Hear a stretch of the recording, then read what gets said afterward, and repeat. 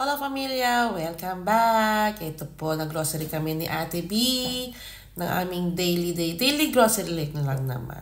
Grabe ang tinaas ng mga bilihin.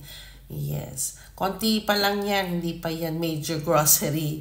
So, yan lang yung mga daily baon, yogurt, yan, mga pizza. Yung mahilig sila sa pizza. Ayan. Grabe. Super.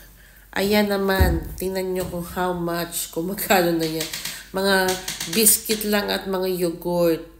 Diyos mio. And then after grocery, ayan, nagyakag si Ate B. Nagusto daw niya ng patatas bravas. O, diba? Ate, you're so social.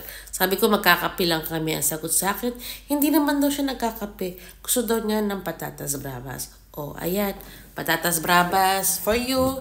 And cafe con leche for me. Thank you for watching.